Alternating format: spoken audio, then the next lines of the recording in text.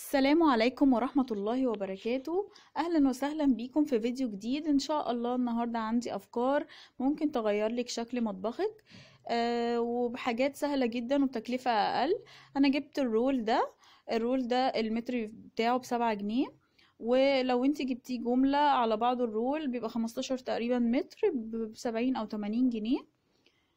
وهنا الرول التاني اللي وريته لكم ده خفيف جدا، مش هينفع ان انتوا تلزقوا بيه، بيتقطع بسرعة، وكنت جايباه الرول ب13 جنيه. اول حاجة انت بتبتدي ان انت تمسحي ال السيراميك بتاعك كويس، وبتبتدي تقيسي كده وتعلمي بالقلم. طبعا انا عاملاه هنا بالطول لان انا المسافة عندي بين المطبخ والرخامة كبير، فمش هينفع عندي بالعرض. انتي ممكن تشوفي العرض بتاعك هينفع ولا لا. تاني فكرة بقى، ان انا جبت وش ال الكهرباء ده، كان لونه ذهبي وحبيت ان انا اغيره. عملته بنفس طريقة البرطمانات اللي انا عملتها قبل كده. زي ما انتوا شايفين، ممكن ترجعوا للفيديو وتشوفوا انا استخدمت ايه، وعملته بنفس الطريقة كده.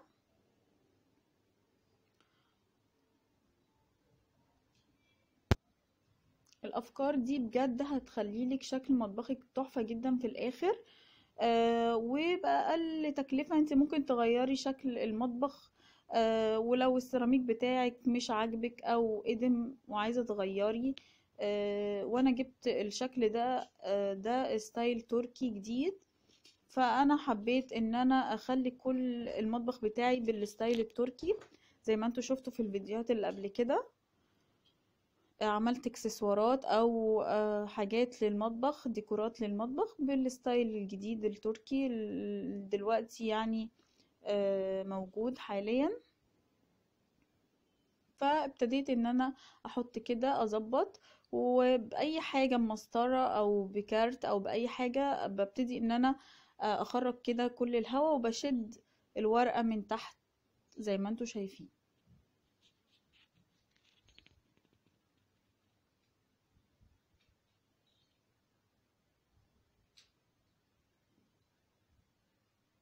بس بالراحة، ما تضغطيش قوي علشان ما تتقطعش منك. وهنا لو تشوفوا هتلاقوا كده مثلا هو معلم في الحتة بتاعت الوزرة دي لانها هي بارزة شوية، فهي هتاخد شكلها. تمام. حاولي ما تضغطيش قوي علشان ما يتقطعش منك. بس هو عموما الخامة دي كويسة. انا حبيت هنا اضغط، هنا هوا، لان ده مكان مفتاح الكهرباء. فانا بضغط كده علشان اعلم كده ان انا اقص المنطقة دي، يا اما تقصيها بقطر يا اما بتسيبيها خالص. ممكن تحطي الوش على طول عليها بعد ما بتخلصي. وبالنسبة للفتحات اللي بتحطي فيها السلك، آه، بالنسبة للفتحات اللي بتحطي فيها السلك، بتبتدي ان انتي بالفيشة على طول بتحطي في الفتحات دي، هي هتتفتح لوحدها. تمام. اهو انا بحاول بس اخرج الهواء كويس. وبعدين اهو بصوا شايفين انا حطيت وش الكهرباء اهو من غير ما اشيل الستيكر. وهنا انا عايزة اوريكم ان انا لما باجي احط بقى القطعة التانية مثلا جنبها، مش بحط جنبها، لا انا بحط عليها علشان خاطر ما يبقاش في عندي اي فراغات باينة. باخد حتة صغيرة كده بتبقى عليها. وهنا انا علمت كده زي ما انتوا شايفين، وهبتدي ان انا اقص.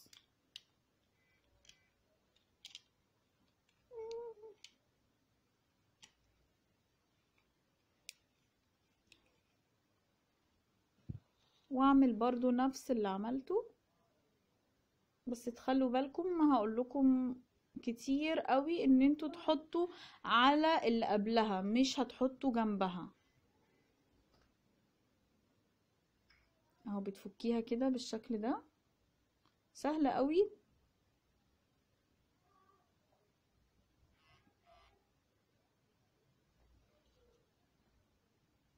كده اهو. بصوا جيت على اللي جنبها وابتديت احط.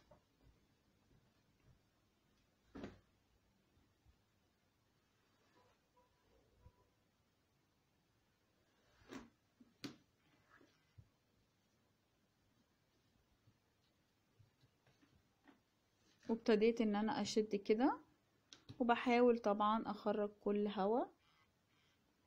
وعادي لو لقيتي مثلا في حاجة كده فيها هوا كده من جوه متعبية هوا، بتبتدي ان انتي بترفعيها تاني، مفيش مشكلة، هتلزق معاكي تاني، وتبتدي ان انتي تنزلي كل الهوا وتلزق. شايفين؟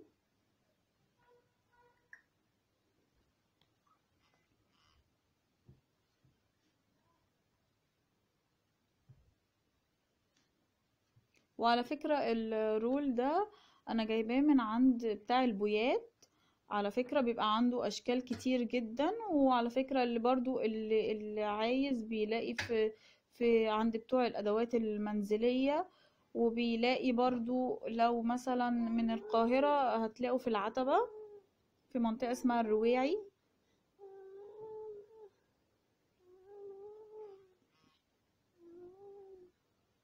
تحاولي بقى انتي تظبطي على يعني كويس قوي كده.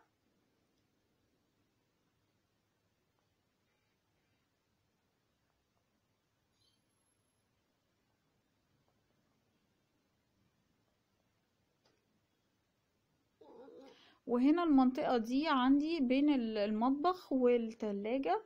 عندي هنا عملته بطول المطبخ زي ما انا عاملاه كده، ونزلت على تحت علشان انا كنت عايزة داري اللي هو المكان السيراميك البني ده. فحبيت ان انا انزل عليه للاخر، بس انا خدته من فوق عشان يبقى سوى المطبخ نفسه، سوى اللي انا بدأته. وهبتدي انزل كده واكمل كله بنفس الشكل.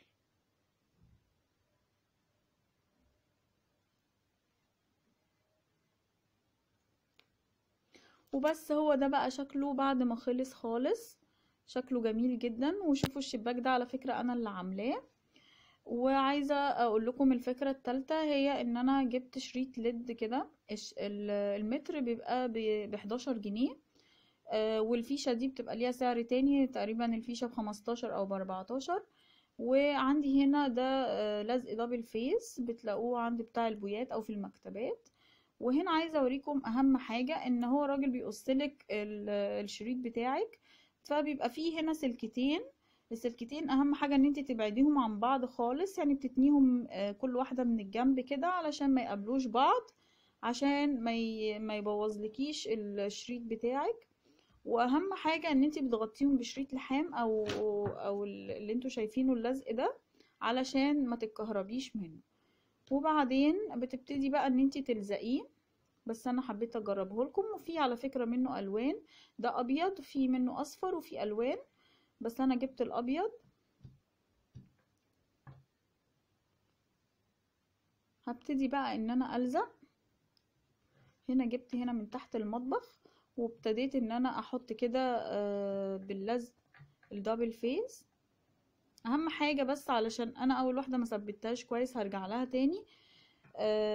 تاخدي قطعة كبيرة شوية وتضغطي عليها. هتحطي كده وتلزقي كويس قوي.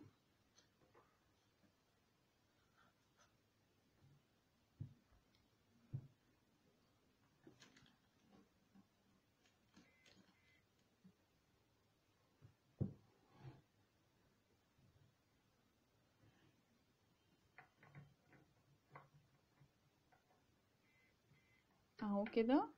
وكل طبعا ما بتضغطي عليها بتمسك اكتر. طبعا اللي فات برضو تضغطي عليه كده بالشكل ده. وانا هرجع لهم تاني، بس علشان انا سنداه بايديا فمش عارفة اتحكم قوي. فطبعا انتي بعد كده بتقدري ان انتي تضغطي عليهم بعد كده تاني، فهيمسكوا معاكي ما تقلقيش. وده شكله بعد ما ركبته كله وحطيت في الفيشة وشغلته. وشوفوا بقى شكله عامل ازاي. شكله بقى جميل جدا وتحفة. والمطبخ بتاعي بقى قريب للمطبخ التركي والستايل الجديد. وان شاء الله ابقى اعمل لكم جولة فيه واوريه لكم هو عامل ازاي.